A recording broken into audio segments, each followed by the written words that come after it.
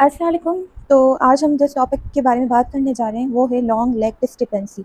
अब याद करने का अगर मैं तरीका बताऊं तो जो मैंने पिछले वीडियो में शॉर्ट लेग डिस्कस किया था और आज मैं लॉन्ग लेग डिस्क्रिपेंसी डिस्कस करने जा रही हूँ। तो इन दोनों में से एक कोई इमेज आप याद रख लें, क्योंकि एग्ज़ाम में एक सीक्वेंस याद करना एग्ज़ाम के टाइम में एक बहुत ही शॉर्ट टाइम होता है और काफ़ी ज़्यादा कंटेंट होता है।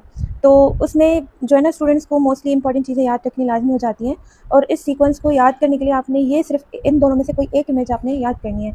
आप एक इमेज याद कर लेंगे तो दूसरी वाली जो लॉन्ग लेग डिस्क्रिपेंसी की जो सीक्वेंस है या शॉर्ट लेग डिस्क्रिपेंसी की जो सीक्वेंस है वो इजीली याद हो जाएगी, फिर बार बार रट्टे मारने नहीं पड़ेंगे आपको।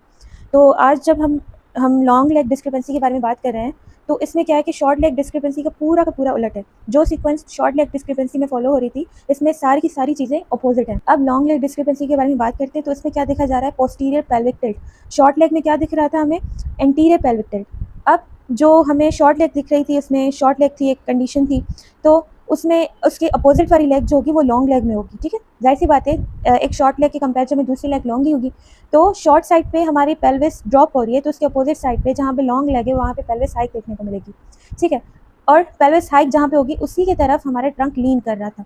ठीक है, अब हिप जॉइंट में देखें, हिप जॉइंट में हमें कॉक्सा वेल्गा एंड रेट्रोवर्जन देखने को मिल रहा है और शॉर्ट लेग में हमें कॉक्सा वेरा एंड एंटीवर्जन देखने को मिल रहा था।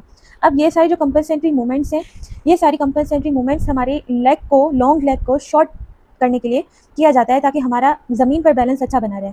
तो कॉक्सा वेल्गा एंड रेट्रोवर्जन देखने को मिलता है। Coxa means hip, valga means increase angle, retroversion में हमारे फीमेल पोस्टीरियरली टिल्टेड होती है। ठीक है, तो कॉक्सा वेल्गा इसमें हिप जॉइंट में इंक्रीज एंगल आ जाती है। अब एंगल, कौन से एंगल की बात हो रही है यहाँ पे, तो यहाँ पे एंगल ऑफ इंक्लिनेशन की बात हो रही है। अगर आप यहाँ पे ओरिएंटेशन ही देखें तो हेड और शाफ्ट के बीच में जो एंगल है वो इंक्रीज्ड है, coxa valga which is opposite to the short leg. वहाँ पे हमें कॉक्सा वेरा देखने को मिल रहा था और एंटीवर्जन। अब यहाँ पे फीमर और टिबिया को हम देखें तो ये बाहर की तरफ जा रही है, लेटरल टोर्जन में जा रही है। अब लेग लॉन्ग है, उसको शॉर्ट दिखाने के लिए यही एक कंपनसेटरी मैकेनिज्म होता है कि वो और टिबिया बाहर की तरफ रोटेट कर जाते हैं। ठीक है, और हमारे जो नी कैप है वो क्या हो जाती है, इसके कंपैरिजन में हमारे जो नी कैप है वो इन्वर्ट मूव कर जाती है टू बैलेंस और स्टेबिलिटी के लिए ये चीज़ होती है। ठीक है, अब यहाँ पे हम देखें तो हमें मिलता है जीनू बैरम, जो कि सेम हमारे शॉर्ट लेग में जीनू वेलकम देखने को मिल रहा था, कम्प्लीटली अपोजिट है। तो यहाँ पे जीनू बैरम मिल रहा है। जीनू बैरम का मतलब मैंने बताया था कि यहाँ पे नीज जो होंगे वो सेपरेट होंगे, वो मिड लाइन से बाहर की तरफ होंगे और जो फीट होंगे वो हमारे एक दूसरे के साथ करीब होंगे। सबटालर जॉइंट पे देखें तो वहाँ पे हमें सुपिनेशन देखने को मिलती है।